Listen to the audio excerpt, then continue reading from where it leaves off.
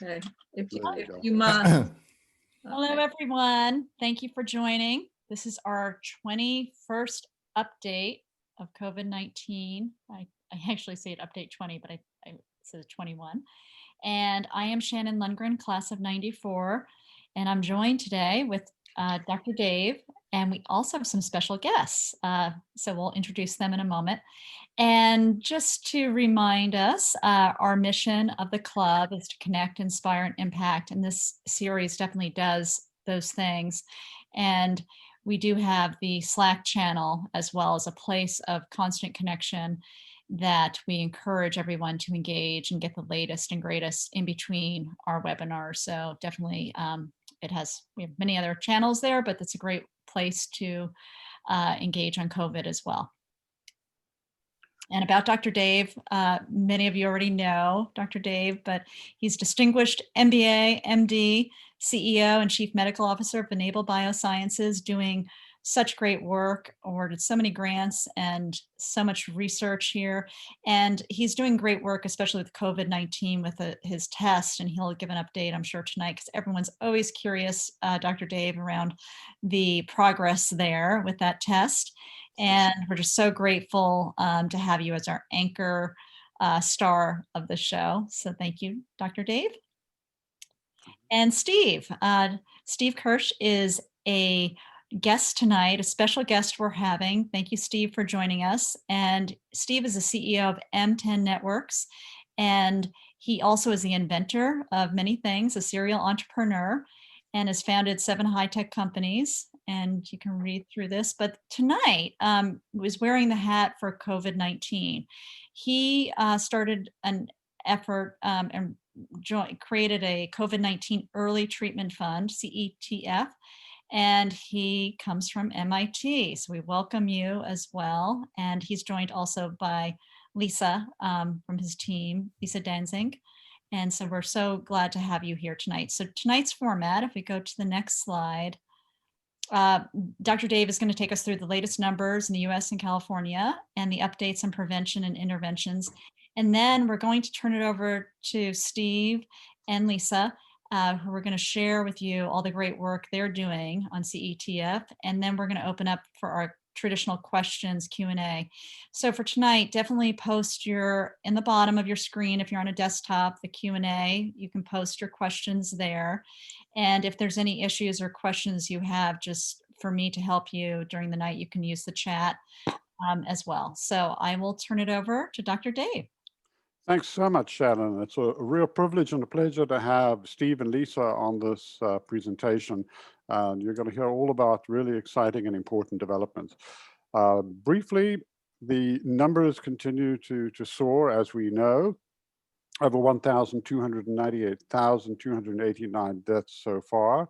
Overall mortality has declined a little bit since our last presentation, from 4% down to 3% worldwide. If we look at our fellow Harvard Business School graduate Rajiv Parikh's dashboard, you will see that the US has an increasing trajectory, unfortunately, which is also associated with a significant uptick in Europe, in particular in Italy.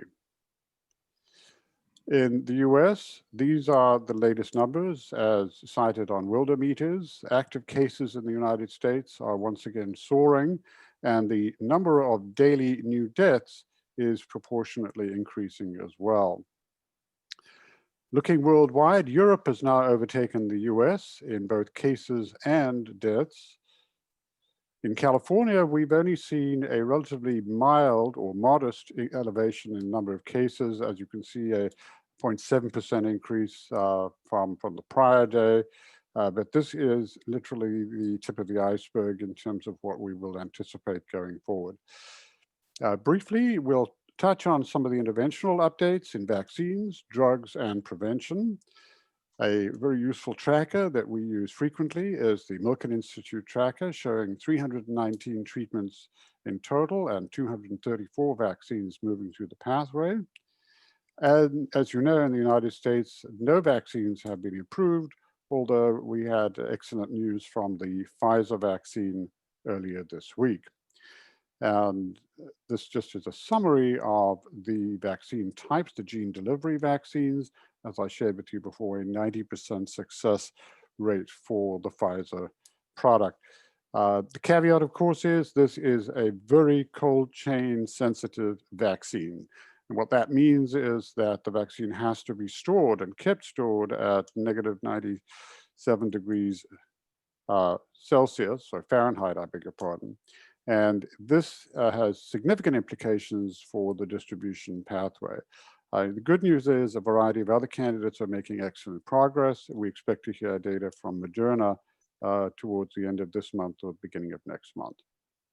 Just a quick reminder, if you folks want to get engaged in vaccine trials, these are the links to look for. Looking at some of the other headline news of the week, a monoclonal antibody called bamlanivimab received its FDA EUA approval. And it should be noted that not all combinations of this particular drug were successful. The other drug that is showing tremendous promise is linzilumab, which showed clinical improvement in 5 days in over 92% of patients. Again, the caveat, these are relatively small size trials. And Steve will talk about some of the aspects and the critical elements of ensuring that the clinical trials actually produce demonstrable results in a larger population group. Quickly, prevention reconsiderations. The oral therapies that continue to show promise are vitamin D, magnesium, B12 combo for older individuals in particular, the use of omega-3 fatty acids as anti-inflammatories to prevent the COVID-19 cytokine storms. Melatonin continues to show value to lessen the severity risk in cytokine-sensitive patients. And ivermectin, which is now being quite broadly studied in a variety of different permutations. Ivermectin, again, is an anti-parasitic drug. The other interesting news is that a very common and inexpensively used drug, such as metformin, has been shown to reduce deaths in individuals with type 2 diabetes and COVID. And this comes out of work done at the University of Minnesota. We already know that metformin, even in individuals who do not have type 1 or type 2 diabetes, rather, confers anti-inflammatory properties and also can increase longevity. On the inpatient and early outpatient regimen, the MATH plus regimen continues to be used quite extensively in the intensive care units. And most recently, they've added a additional protocol called iMask. iMask brings ivermectin, the antiparasitic preparation, into a protocol for prophylaxis, as well as for early outpatient therapy. Statins, the very common drug that are widely prescribed to reduce cholesterol, appear to have a value because of quite broad spectrum antimicrobial, antifungal, antiviral, anti-inflammatory, and immunomodulatory properties.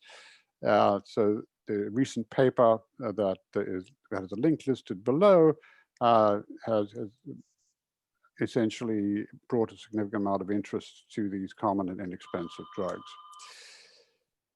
The other news of this week is that a variety of nasal spray prophylactic options have started to emerge, and specifically a report from Columbia University using a lipopeptide, that is a combination of a fat and a protein fusion inhibitor, appears to block the virus and its spike protein from entering the host cell, completely protecting the subjects of the study. And I should mention that it really has been looked at in ferrets in this particular study. The interesting thing about this preparation is that these lipopeptides are quite stable and non-toxic in the current preparation, and therefore they are somewhat attractive in terms of a prophylactic approach to reduce transmission. Other nasal spray options are also emerging. There are a number of trials looking at a variant of Seeweed, the carrageenan nasal spray, the ICE COVID trial, and then a combination trial of carrageenan and ivermectin. And I think at this point, it's a good opportunity to segue to Steve, who will take you through his journey and the amazing work that he's been doing looking at repurposing therapies and moving them rapidly through the therapeutic approval pipeline. Over to you, Steve. Great. Thanks, David. So I'll get the sharing going here. Let's see. Okay. Great. So I'm going to be talking about our work here on repurposed drugs and testing repurposed drugs, which we think is the shortest path to saving lives. And I'm going to start off just with a short video, just by way of introduction, and then we'll flip back to the slides. So this will be a 3-minute video.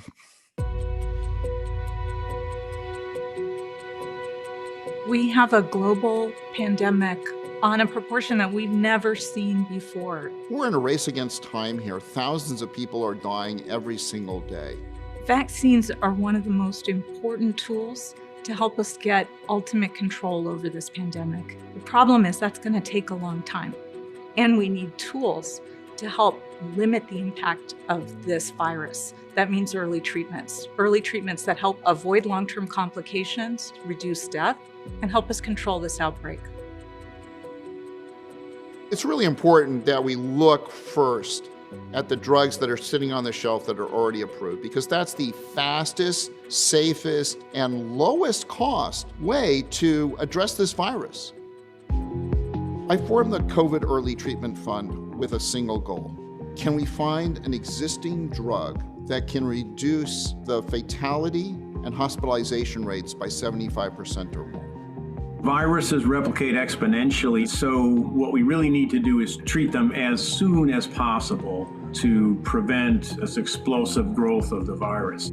After talking to infectious disease experts all over the country, what I found was that we're spending millions and billions of dollars everywhere else except on testing these drugs that the scientists have identified as the most promising cures. I was fortunate to be able to assemble a group of leading experts in infectious disease from Harvard, Johns Hopkins, the University of Virginia, Northwestern, and a number of other top academics who had experience in drug development, vaccines, and clinical trials, and then other experts on coronavirus, experts on respiratory disease. Together, this group is reviewing proposals for repurposing drugs that could be used in treatment of this infection. We quickly weed out the ones that don't have scientific merit. The ones that do, we'll spend about 25 man-hours reviewing those grants and then going back and forth with the scientists to make sure that the grant actually delivers on what the promise is. And then once that grant is approved, then it can be funded within a matter of days. And the idea is to get the money to the investigators so that they can test these drugs as quickly as possible. We can't just rely on the government to solve this problem for us. Today, there are 0 approved treatments for COVID. We can either sit back and watch the death toll continue to rise every single month, or we can take action. The most cost-effective action that gets the results the soonest is to donate to the COVID Early Treatment Fund. Every dollar spent supporting CETF provides research that might be useful in saving your life or someone else's.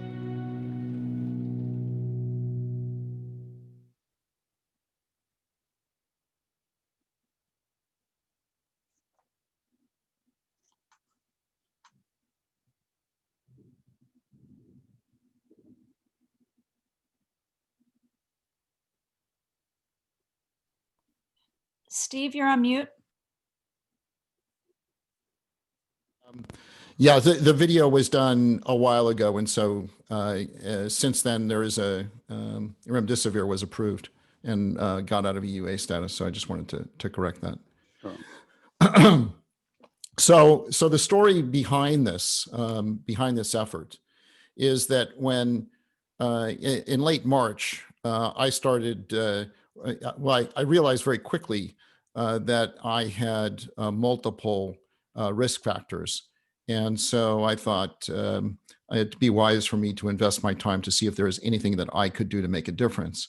And so I started talking to a bunch of virologists that I knew and got referrals to other virologists. And they were all pretty much saying the same thing, which is treating as early as possible with an antiviral will stop it will stop COVID in its tracks before it gets a foothold.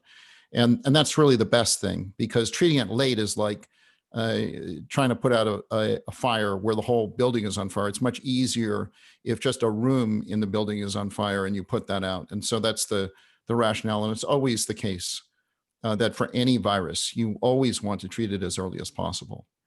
And the second thing that was obvious is the top priority should be the existing drugs, because that's the fastest and cheapest way to end the pandemic. And the caveat is that if it works, because historically repurposing drugs has not been successful against novel viruses. And so if you look at the track record in HIV, we had AZT, for example, and that worked, but it didn't work very well. So people tend to discount that, but still, the thing is, it only costs about $20 million to test all of these existing drugs. And if you find a hit, then you only spent $20 million and some amount of months to get there. So it's really the fastest and cheapest way to end it. And then the next thing is that therapeutics, even if they even if you had a 90% effective vaccine, you'll still need to have a therapeutics. The vaccine will not be 90% effective in every single person. And a lot of people won't get the vaccine, and the virus could mutate. And then the fourth thing was that there are 20 coronavirus experts in the world. We talked to 8 of them and we asked them, hey, if you had the coronavirus, what would you take? And the number one choice, and it tied for first, was to take remdesivir, and the other drug was Camostat. So those 2 drugs tied for first place.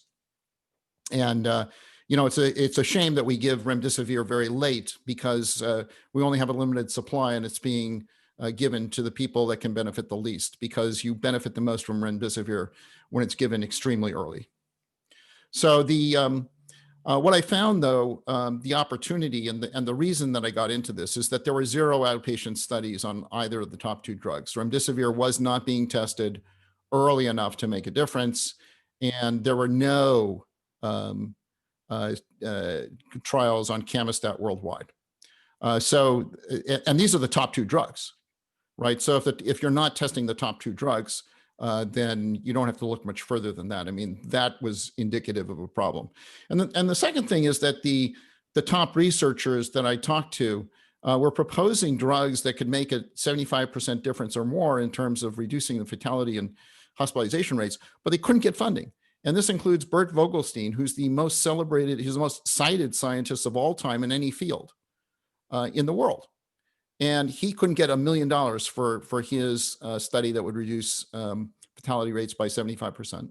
And Michelle Nussenzweig, who is one of the world's top experts on monoclonal antibodies, he has a pair of monoclonals that he thinks will be remarkably effective, like close to 100%. And he's still looking for funds. So this was just when you have top researchers like this and they can't get money, there is something wrong here where you can make a difference. And by the way, this points out that that Camostat was identified 8 months ago. So it's not just a few people that knew about this, but this was well known 8 months ago. And we'll talk about where we are today. So our goal is this 75% reduction. So we want to be doing things that are actionable and impactful to make a really meaningful difference in this disease. And our approach is basically, the approach we took was to create the website and the nonprofit. We're actually a sponsored organization of the Rockefeller Philanthropy Associates. We raised funds. We've raised $5 million so far. We recruited a staff. We recruited a 12-person scientific advisory board. We've evaluated over 60 grant proposals against that criteria. It is outpatient. We tend to focus on outpatient trials because we're trying to treat people early, and the only way you test early treatments is with these outpatient trials, so before they enter the hospital. And we have this portfolio approach where we're kind of like a seed venture capitalist for for COVID treatments, and that we're trying to spread ourselves around and spread our money around and look at all different approaches and be open to anything that might work. And it's all about, and it's not just, we're not just check writers. So we also add value, and we'll talk about some of that. And then here's Lisa. I don't know if you want to say a few words, Lisa. This is kind of your slide, but just not to be put on the spot. Certainly, it's a numbers game. There's, when you modeled out what kind of investment you needed to de-risk vaccines, to de-risk diagnostics, economists were coming up with figures in the north of $50 billion because you wanted multiple hits on goal. And one of the reasons that we have a vaccine is we had a massive parallel effort in getting to in doing all of the manufacturing at risk, so that if we got a positive signal in efficacy, one, we could go straight to phase 3 from phase 2. And if we have a positive signal, we'd actually have commercial supply. And that's why we've got problems with severe cold chain, because we didn't get time to optimize. But that's all capital at risk. That's not what we would normally do. The one thing that we noticed was there was no funding early. There were no drug trials, and all of the investment went in to hydroxychloroquine, which kind of preempted. There were like over 500 clinical trials within the first 2 months looking at hydroxychloroquine, when there were 69 drug targets identified at the end of April. And if each of those got a proportional bit of the clinical trial, we would have had answers sooner. So that was our problem. For the obvious, if you treat early, maybe you could prevent the downstream complications. Over. Yeah, our scientific advisory board wouldn't let us approve the hydroxychloroquine trial because they thought it was ineffective. But we did it anyway because it was cheap. It was we spent about $120,000 to fund David Bulwer's study because it was an RCT, and it was really the first reliable RCT, and it showed no effect. And shortly after his trial, the FDA basically said this doesn't work. So, for $120,000, we thought that was a great return on investment, even though we knew it wouldn't work. So our goal was to raise $20 million because, compared to the $15 trillion we're spending on mitigation, if we spent about 20 million, we can test all of these or most of the most promising repurposed drugs. As I said earlier, we raised just 5 million, and it's all come from individuals and private foundations. We went to big corporations like Google and Apple and so forth, and we just got zero. I mean, they didn't give us a dime. We went to state health officials and state governments officials. We got nothing. We got nothing from the federal government. So it was. I was actually pretty surprised by that, because I thought this is something that the government would be embracing. And so this is the number one limiting factor to our success, because these scientists need the money up front in order to open these trials. So we need to commit, somewhere, it depends on what the trial is, but it could be $500K to $2 million upfront commitment. The scientific advisory board, there is one person missing from Johns Hopkins, but it has 12 members. And I'll just refer people to the treatearly.org site for the list. But it's headed by Robert Siliciano, who is at Johns Hopkins and is highly respected. And all of these people are on this panel are highly respected, and they're all from institutions. There are a bunch from Hopkins. There are like 3 from Hopkins, but other than that, it's pretty well spread around. And the evaluation criteria that they use to evaluate the grants proposals that are submitted on the website is basically, do you have the potential to achieve the goal? Do you have compelling data in support of that application? Is there a plausible scientific rationale for what you're doing? And what is the quality of the principal investigator in that? And most recently, and this came out just November 11th, it's the 12th today, so it's very timely, it came out yesterday. But essentially, we finally got validation of our approach from Dr. Fauci and Kim and Reed from NIH. So it's nice to get validation at some point.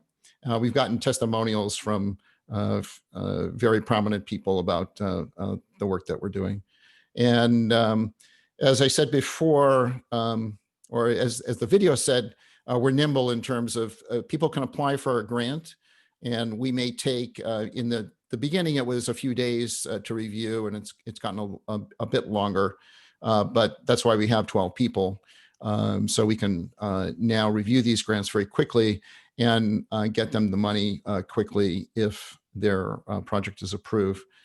We want to make sure that that people are collaborative, in that the researchers that we fund talk to each other and share insights, and that's been very helpful. So David Bulwer's remote trial, when Eric Lindsay worked on his trial at Washington University, they were able to collaborate and learn from each other.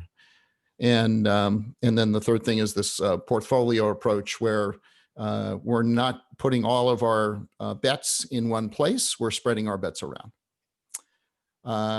And we don't just stop at the check. So we'll help assist people in coming up with ideas and sharing ideas and so forth in support of the trial. So for example, we're coordinating the advertising for the Camostat trial that's being done at Yale right now. And we're spending a lot of time promoting the fluvoxamine study that was just completed at the Washington University. And so we pay an advertising firm, and we work with the university and the researcher and so forth to try to maximize the output. And so it's the first big payoff has been, we were the lead story in JAMA today, and there was an editor's note also about that story here, but we were the top story, and the editors wrote a short piece about why they published this study, because JAMA typically, there's a high bar for this research to get into JAMA. So we're very pleased at that. And then we're also pleased that we got a bunch of pickup on Twitter today, and I particularly like this quote from a doctor who I've not met, but he basically said, obviously needs a larger trial, yes, but wouldn't that be something if repurposed generic was more powerful than monoclonal antibodies? And in fact, the results of this trial, which were small in number, but if the results when we increase the numbers are the same, it will in fact be more protective than the monoclonal antibody that was just approved in the EUA by the FDA. And so, yes, wouldn't it be something? We have that potential. So this drug had a pretty remarkable result. It had a p-value of 0.009, which means less than 1% chance it would have happened by chance. And it basically, if you looked at the numbers, it is indicative of more than an 85% reduction in the hospitalization rate. Now, in this study, anybody who took the drug did not meet this hospitalization criteria, or they call it a clinical degradation criteria, or respiratory degradation criteria, which simply means that people had difficulty breathing and they had an SpO2 of 92% or less. So this is normally like the hospitalization criteria, but it's, we define this as what the clinical endpoint here was. And so the point is that this, the net result is an 85% or more reduction in the number of people who have to check into a hospital. And so it's really just in time. We delivered it just in time for the holiday rush here, which we're starting to experience now. So it was quite timely. So that's the good news. And then I got a nice email from one of a prominent doctor saying that we need to move on this ASAP. And the doc that he talked to said that they would order this, no question. And Stat News picked it up, and there's been a bunch of Twitter activity and so forth. So that's on the good side. The bad news, unfortunately, is that it's probably likely to be ignored by the lay press and medical establishment in general. So it's going to have somewhat limited visibility. So, for example, the New York Times declined to mention this study that could reduce hospitalization rate by 85% or more, and this was not seen as worthy to be in the New York Times. So, this left me scratching my head as to how could you not do this? Because when you look at hydroxychloroquine, it had very low quality scientific evidence. It had a very questionable researcher who presented that evidence, and it was prescribed. And yet, with all of that, with all of the dubious evidence, it was prescribed off-label massively worldwide, had massive press coverage. Now, if you look at fluvoxamine, it has much more evidence. It's higher quality evidence. It's a double-blind, placebo-controlled, randomized clinical trial. It's the gold standard, and all that evidence was consistent. It affirmed an earlier French observational study, and that showed that when you took SSRIs, that you were protected. And that study arose because people were noticing that in the psych wards, that the doctors were getting sick and the patients weren't. And so, of course, that led to the observational study. And the observational study said, oh, well, we should do a randomized clinical trial to find out. So we did the randomized clinical trial using fluvoxamine, which is had stronger sigma-1 activation. We found a dramatic effect. And now the result is, well, we should have a larger. We should wait until there's even more evidence. And so I compare the HCQ with fluvoxamine, and I cannot rationalize that in my mind at all. So I think in a pandemic, we should be encouraging doctors to recommend treatments that are more likely to be beneficial than they are to harm people, and essentially apply this 510K standard that we use for medical devices, which isn't more likely to be, will it be as beneficial as what's out there now? So I'm going to talk about some of the work we're doing. We talked and the current trials that we're supporting, just so you get some idea. So fluvoxamine, we've already talked about. We're supporting the Camostat trial. We talked about Camostat earlier at Yale. It's now becoming multi-site. We sponsored it first in Denmark. So we sponsored the first Camostat trial in the world in Denmark, and we sponsored the first one in the US at Yale. I'm pretty sure that NIH didn't contribute any funds to that. We're exploring this drug called GS441524, and that's a precursor drug of remdesivir. So when you make remdesivir, one of the first drugs that you make is this GS441524, and then you wait another 6 months until you get some remdesivir out at the end of the day. So that makes remdesivir, it's very difficult to make, it's expensive to make, and it takes a long time. This drug, the precursor, is easier to make, it's faster to make. We believe it's going to be safer. And we believe that we can turn it into a pill form. So it's cheaper. So the belief is that, or the hypothesis is that this is going to be cheaper, faster to make. It's going to be safer. And it's got a 1,000-fold therapeutic window. And the NIH really likes it. Gilead thinks that it's a bit speculative, but the researcher that we have on this is absolutely 100% gung-ho in terms of the evidence. Every piece of evidence, he gets more and more convinced. He's never found anything that would dissuade him. So this may be the it may ultimately be the killer drug because it's a cheap pill, basically. There's doxazocin. This is a common drug. This is Bert Vogelstein's idea, and we want to be able to fund his trial at Johns Hopkins. The monoclonal antibodies we talked about earlier. Niclosamide came up on everybody's radar screen as a really promising drug. We're funding a researcher who has a way to make that more bioavailable, which has been the historic problem with niclosamide. And we also helped start off a PEG interferon lambda trial at Mount Sinai and helped Stanford raise funds for that trial. And that's had that trial has had mixed results. Stanford found it had no effect, and in Toronto they found that it did have an effect. The next thing is that I'm pretty excited about is an invention from MIT where you can recognize COVID-19 in the sound of a cough. So you basically, we have a mobile app where you cough into the mobile app in less than a second. It will tell you whether you have COVID.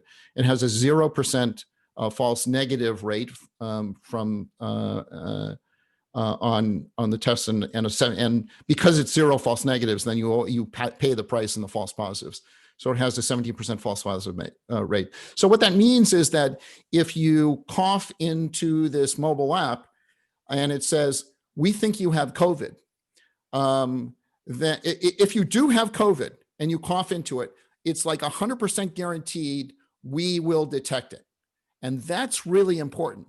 But it's overly conservative. So if you don't have COVID, 17% of the people who don't have COVID will also get flagged by that. And we just say, look, you should go get tested. But this allows people to test on a daily basis in 1 second with no extra expense. And so we think this can hugely impact the pandemic because we can identify people and reach out to people who normally wouldn't just go in and get tested. Because a lot of people have COVID and they don't know. And so this way, if you have COVID, you will know instantly.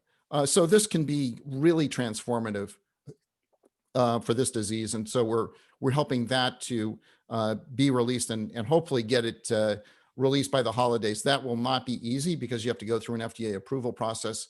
But we're seeing what we can do. And we're actually have a meeting with the MIT licensing office tomorrow on that.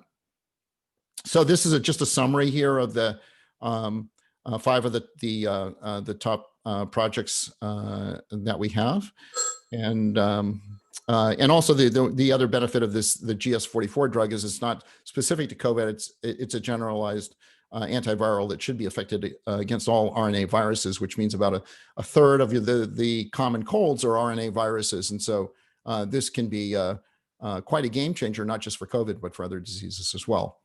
I want to talk about some of the learnings that we had. Some advice, I'm not sure if everybody knows this, but it's really important to get vaccinated for, if you get vaccinated for both pneumonia and influenza, both of these, there's evidence that these are going to be protective if you do get COVID.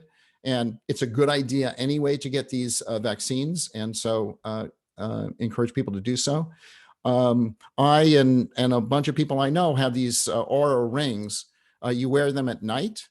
And what they do is they monitor your temperature and your resting heart rate and so forth.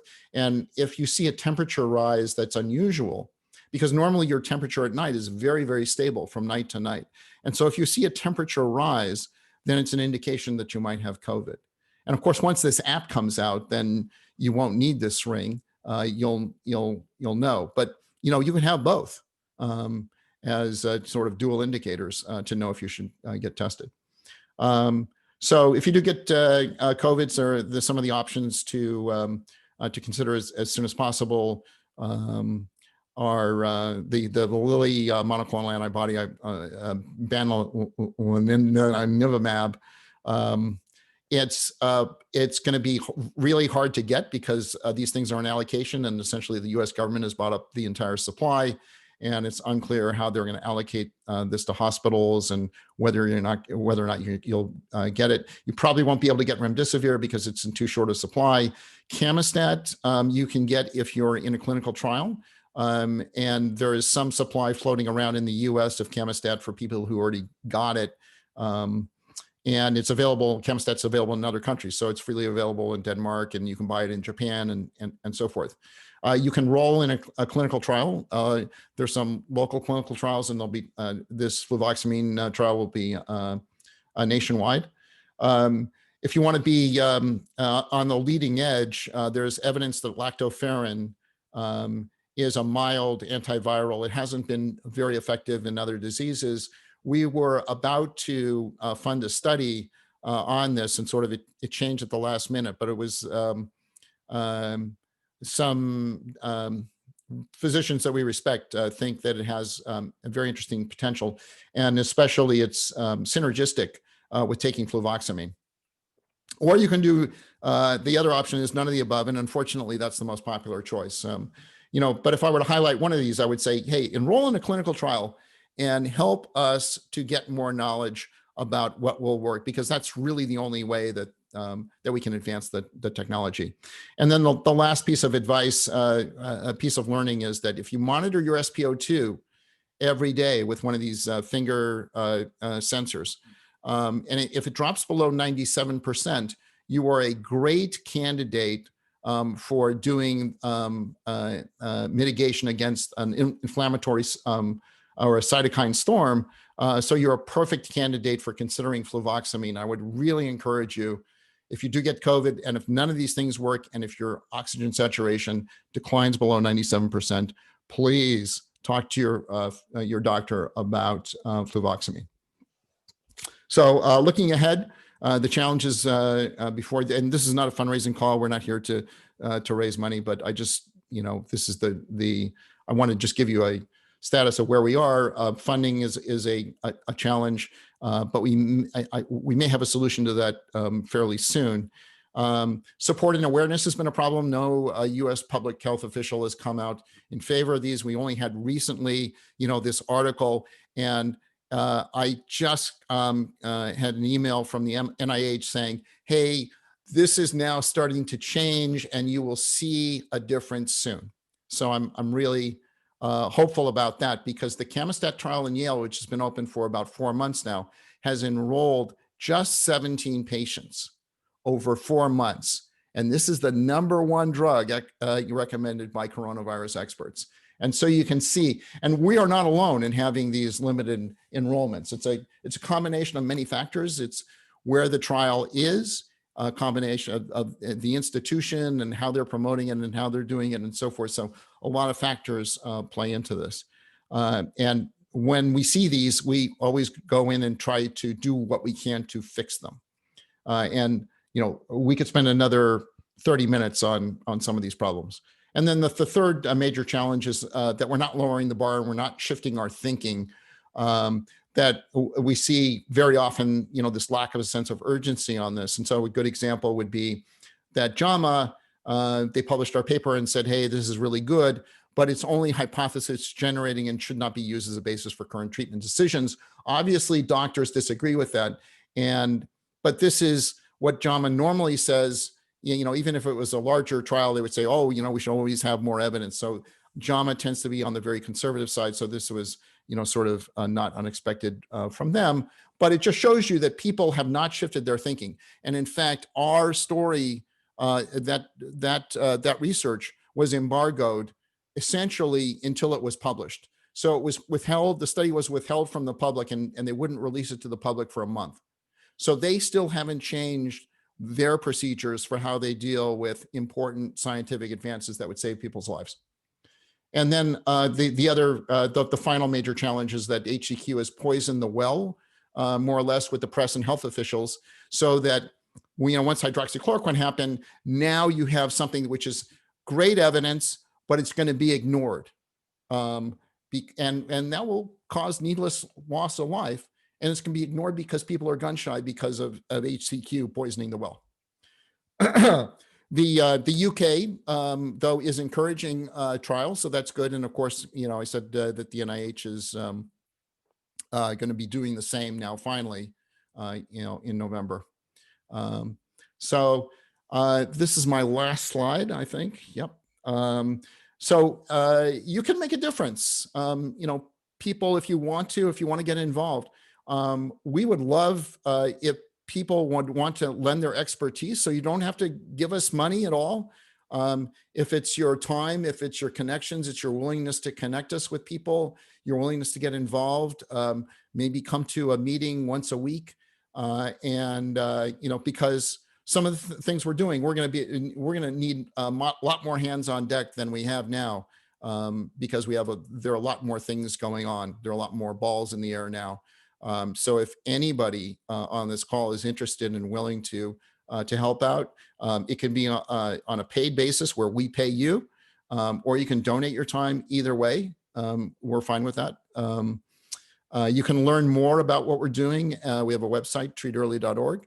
And if you're a researcher, I don't know if there's anyone on this call that is looking at drugs. We have a very friendly grant application process. You can, it's a simple form you fill out. It's like a one-page form. How much do you want? When do you want it?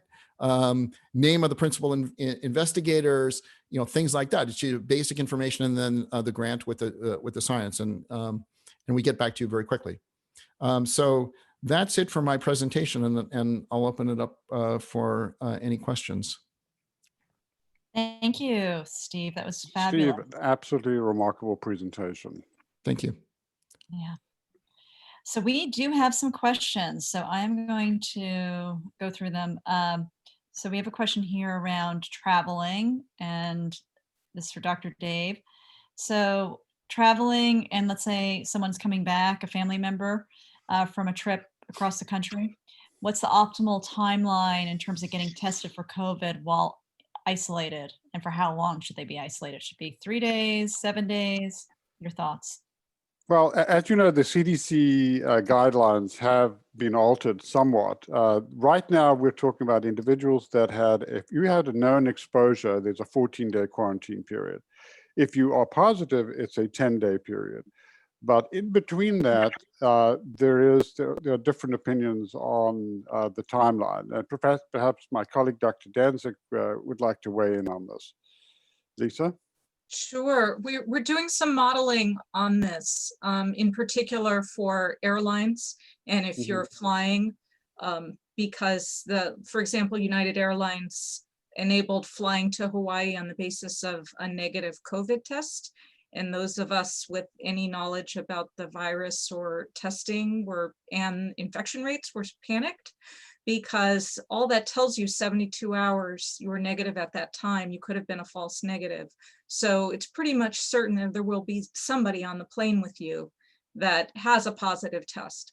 So there's a pilot testing on one of the islands to do an arrival testing, and then a test, and that has identified since October 15th, like 19 individuals, which is exactly what we would have predicted over a 3-week period based on the rates. Then, since there were people that were positive, we would also expect that on the arrival testing, if somebody got exposed on the plane, they wouldn't be positive. And so their test, it would be expected to be positive 4 days later. And so we've done a lot of different modeling of different scenarios for testing. And the test at 4 days after arrival would pick up the majority of positives. I'm getting head nods. I like that. Yeah, absolutely. That's perfectly put. Yeah, and if you have this, once this app is out, it's going to make it much, much easier for people to know. Yeah, I love absolutely. the idea. That's brilliant. Question about mask. How does the N95 mask compare to a PM 2.5 filter in a mask? You want to take that? You want to take that one, Lisa? I really don't. There's a paper yesterday that just says any mask, 70% reduction, right? Right. So, well, yeah, the N95 masks are better then and bandana and so forth. The more the more layers and the finer and the more it's the randomness of the N95 masks of the fibers that makes the difference. Because if everything is uniform, then there are gaps, and so it's it's really the material of the mask that makes the difference. Where the N95s are the best. Yeah. And the other ones are the blue ones. The cheap blue ones, you know, that the surgeons wear. Those are excellent as well. Right. Yeah, and I would just add that occlusion is important, that you must try to make sure that the mask is as closely fitting as possible, because if you have a lot of space, that is space where particles can get in and your infectious particles can get out. I think I saw the number 1,500 healthcare professionals or doctors that have died in this pandemic. And part of that was the absence of masks. It was the lack of knowledge about the spread. And the reassuring point is that with effective use of N95s during surges, hospitals that actually had good PPE, that had fitted PPE, didn't have cases. And so the modeling that shows any mask is 70%, but the N95s are better than that because we haven't had cases and we haven't seen recent healthcare worker deaths from exposure, from occupational exposures. Right. Thank you. Okay, we've got a question here for asymptomatic COVID carriers. Do some of them have long-term effects at some point after they are infected, even though they are first asymptomatic? What percent of the asymptomatic people have these longer-term effects? Yeah, a lot of data is emerging, and particularly data on neurotoxicity and cognitive changes. So asymptomatic does not necessarily mean that you're not getting multi-organ system damage, particularly vascular damage and for blood vessel damage, essentially. And for those individuals where the virus crosses the blood-brain barrier and provokes an immune response, we're seeing some very problematic and troubling long-term neurological side effects. Dr. Danzig, do you want to further comment on that? Well, in addition, there's some studies looking at asymptomatic, so chest CTs in asymptomatic patients. I tend to call them inapparent symptoms. So the cough app and Steve's Oura ring might detect these people that think they're asymptomatic. They do have abnormalities, 50% on chest CT. That means there's pathology, and some of them actually have cardiac inflammation as well, some of which may be long lasting. So it's another reason to treat this thing. Asymptomatic, people not worrying about asymptomatic disease worries me greatly. The other thing we haven't talked about is long COVID, and estimates are up to 50% of people develop long COVID, which is defined more than 3 weeks after resolution and when you're no longer virus positive. Right. I mean, the other point that has recently been reported on is an individual who was shedding viable virus 70 days out because that individual was immunosuppressed. So this is really important because a significant portion of the population have a degree of immunosuppression, either acquired or in some cases hereditary. So it's the current measures that we look at in terms of infectivity windows are not universal measures. We need to have a much broader picture, and we also need to have some degree of immunity assessment when deciding whether individuals need to be followed more closely. Yeah, I mean, you can't, you have to treat this disease very aggressively. Correct. And it's like your life dependent on it because, yeah, I mean, even if you're asymptomatic, you can have things that will stick with you for the rest of your life from this disease. It is not something to mess around with. And if anything, we have underestimated, how seriously we should treat this disease. So if you get sick, telling you to go home and self-quarantine is absolutely the wrong thing to do. Right. Yeah, and that's why I applaud the work that you, Steve, and Lisa are doing, because you're focusing on the importance of early treatment and effective treatment. Not waiting until you get an advanced symptomatology or any symptomatology. This is a disease where you need to diagnose and treat with effective agents as early as possible. Yeah, I mean, the analogy I use is that, if you have a fire on your stove in your kitchen, you don't wait to put it out. You don't, say, Right. hey, go back to your room. And when the whole house is on fire, then you should call the fire department. Yeah, Right. absolutely. It's like, put the damn thing out as soon as possible, because all of that damage that happens afterwards, it's going to be really hard to repair. No, and it's an excellent analogy, because if we look at the damage that occurs, it is driven by inflammation. It's driven by inflammation. So the ability to modulate the immune response early is absolutely critical. And as you know, there's been a paper published recently about autoimmune disease. So it's not just the inflammatory, the cytokine cascade, but this disease can trigger the body to attack its own cells. And that's another reason why this fire needs to be put out definitively and early. Right. Yeah. You really want to catch it before the inflammatory cascade happens, right? Exactly. Because if you're doing your job correctly, you should never get to phase 2, right? Exactly. You want to put it out in phase 1 before you have that inflammatory response. You put it out as soon as possible. As soon as possible. Lisa, do you want to comment further on that? Basics of virology, any infection, the less virus there is, the easier it is to kill, the less damage it causes to the body. The other thing, there was a question in the chat about vaccines. Because the disease is sort of a slow disease, it's interesting because, we've got to squash this pandemic. We've got to stop transmission. So a drug that stops viral replication, that stops shedding, will do its share about stopping transmission. We're not going to have enough, we don't have enough monoclonal antibodies because there's too much disease out there. We were supposed to do our job, but we don't, so somebody said, how do we get it? I don't know how we get it. There's only 300,000 doses in the US, and there were 200,000 or 150,000 cases yesterday. So I don't know. They're going to be allocated to states based on number of cases on a 7-day rolling average by the federal government. And I don't know if we can get any in a blue state. Right. Perhaps you can comment also on viral load and infectivity and severity of illness. There seems to be a correlation, and it may be related to infectious load at exposure, whether it's repeated exposure or a single exposure, with the caveat with the new mutation, it seems to be a much more efficient replicator at low transmission. So the current strain seems to be much more efficiently adapted to human spread. And I'm not sure how relevant that set point of viral load is going to be as we look at this wave. Right. The other news is zoological transmission. As we all heard from the mink farms, the Danish government was about to exterminate or cull 17 million minks that had developed or were at risk of developing and spreading COVID.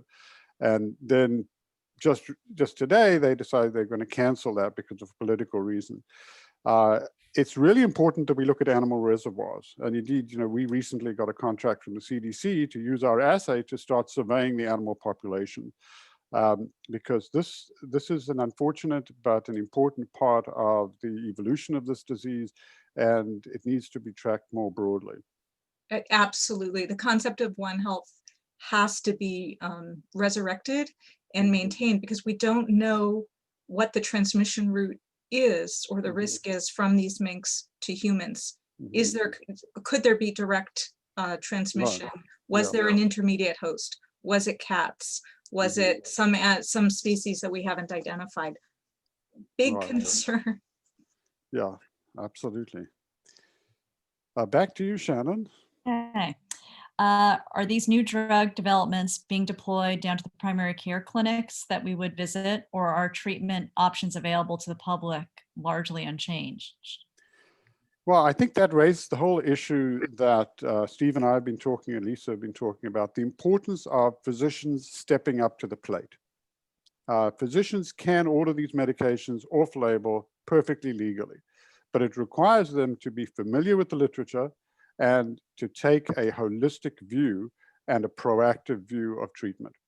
And that's why I'm so excited by the work that Steve and Lisa and the CDCF are doing, is because they're moving this into the mainstream. They're trying to get physicians to get off their rear ends and do what we all pledged to do when we swore to the Hippocratic Oath, and that is we want to do no harm, but we want to act in the very best interests of our patients based on the best evidence, our clinical experience, and the ability to think outside the box and not be pigeonholed necessarily by constraints that ultimately could lead to an enormous amount of loss of life and a loss of opportunity to save life. Yeah. So your ability to use fluvoxamine is in your hands, right? Because your doctor may not necessarily even know about this drug, and he has the ability to prescribe it to you. And I would argue that if you look at all of the evidence in support of it, it's very compelling at all the lines. I talked to Nevin Krogan at UCSF, and I told him about the fluvoxamine study, and he wasn't even aware of it. I told him about it, 2 weeks after it had been announced, and he had not heard about it. So you have people who are, he's in the thick of it, and he did not hear about this. And when I told him about it, he was overjoyed. He said, "Oh my gosh, all the stars are aligning here. This makes perfect sense. And exactly. I'm so glad you told me this."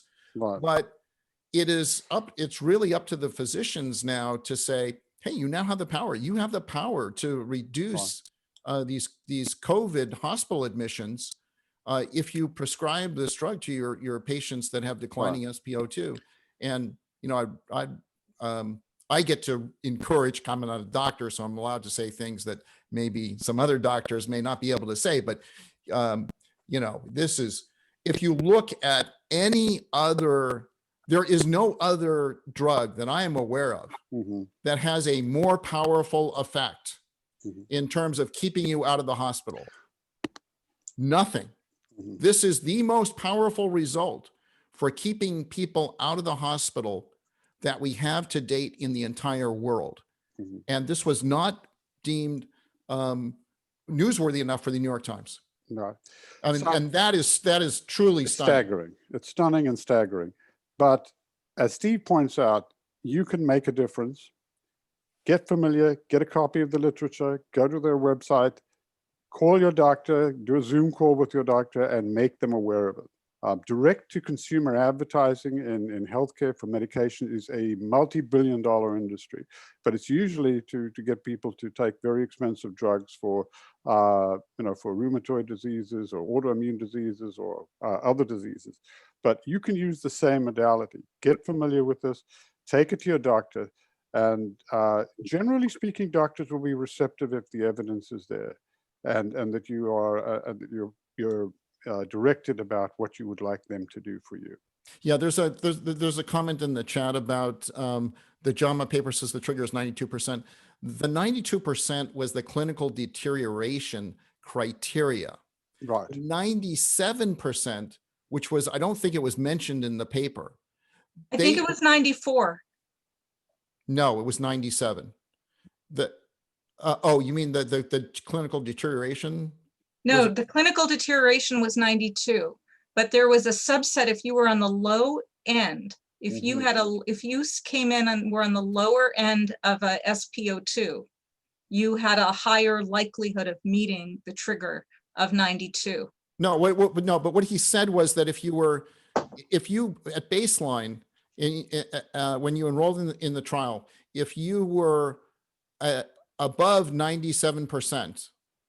Nobody who was above 97% when they enrolled needed to be hospitalized, whether in placebo or treatment group. So it was only for the people who dropped below the 97%. So you're on your way down. So you're at the very 99, 98 is the perfectly normal. You hit below 97. So you hit 96 or below, you're now in the danger zone. Right. And when you're in that danger zone, and when you hit 92, it's time to check into the hospital. So it's it's that 97% trigger point. That's when you say, okay, what I've been doing isn't working. I should go, let's try the fluvoxamine because I want to keep myself out of the hospital because you don't want to go there. Absolutely. For those that are unaware, SpO2 means the pulse oxygen level on the meter. Blood oxygen saturation. Right. We're going to go back to our Q&A. So there's a host of questions here around staying at home, lockdowns, et cetera, with Chicago going to stay at home on Monday. And is there going to be a national mask mandate coming anytime soon? And then related to that, David, actually from Suzanne, who actually made tonight connection for me possible with Steve and Lisa. Thank you, Suzanne. Is California headed towards another lockdown? And there was interest, David, in going over that map that you went over very briefly in your presentation again. Yeah, I mean, you can see that there, we're headed south in terms of well, the numbers are starting to escalate, and certainly in Alameda County, in Berkeley, where I have my clinic, it looks like we're going to the top tier very soon. Michael Osterholm just today came out with an opinion that it would take another 4 to 6 week nationwide lockdown in order to influence the trajectory meaningfully. It's not something we want to do, but in the absence of the kinds of therapeutic approaches that Steve and Lisa are talking about, it may be the only way to interrupt this trajectory. Lisa, do you want to comment further? Yeah, it's a hard question. I'm not sure it's going to be statewide, but the mask mandate question, the masks work, and disease rates went out of control. If you look at states and mask policies, you're going to have more disease where there are more lax mask policies. The problem is mask mandates don't encourage compliance, and leadership does. So masks can help us avoid a lockdown if everybody adopts them and uses them. And California may be in better shape, and some of our communities may be in better shape and might be able to eke out without a lockdown. Certainly there's going to be restrictions in mobility. It's just how severe they're going to be. Right. Okay. Question here. We initially expected a COVID vaccine to have much lower effectiveness than 90%, more like 50%. Where did we go wrong, and what assumptions proved incorrect? Was that 50% and 90% measured in the same way? Yeah, I'm not sure that we went wrong. So the fact that the Pfizer vaccine hit a 90% point estimate on their in their interim analysis for efficacy was a very nice surprise. Remember, that was within 2 months after vaccination, and we normally don't read clinical efficacy studies within 2 months. It's usually within 6 months or a year. And so it's possible if the antibodies wane, and we have an antibody expert that shows, within 4 months, your antibody titer declines, your protection might wane. So we're seeing a near-term efficacy of 90%, but if you measure it over a year, it actually could fall. And so the answer is we don't know what our 1-year efficacy number is going to be. Nobody's complaining, we'll take it. The other thing is, one of the other candidates is an adenovirus vectored vaccine, and that some of the studies have shown decreased responses if people have pre-existing antibodies to that vector. And so that could, and that might be between 15 to 30%, depending on the population. So if you take your 90% less of a good vaccine, let's say that's the new response for the spike protein, subtract out pre-existing antibodies, that means the adenovirus vectored vaccines might have lower efficacy to the 70%. And remember, this is all an interim short term. If you've got waning immunity and these vaccines only last 4 to 6 months, we don't know, then you might wind up with a point estimate between 50 and 70 at the end of a 1-year analysis. Yeah. Just for those who are unaware, one of the adenovirus vaccine candidates is the J&J candidate. The other key point is, and we've discussed this on this webinar before, it's really important to be able to monitor individuals after vaccination with serial antibody determination, level determination, but more than just antibody, to look at their neutralizing antibody titers over time. And it's going to be absolutely critical that a significant subset of vaccinated individuals be followed over time in order to be able to chart exactly what Dr. Danzig is talking about. We need to be able to know when that effective immunity drops too low, and when and how either adjuvants, which are medications that stimulate or increase the effectiveness of vaccines, should be administered, or booster doses. Okay, so I think, Steve, you've been answering the questions in Q&A yourself, so I guess we can wrap up. If there's anything. Thank you. So Oh, Steve, I'm sorry. I worked through the the queue consummate there. multitasker. they've Yeah. disappeared from me, but thank you so much. This was great, and I want to thank our special guest. Bid means Steve. twice a day.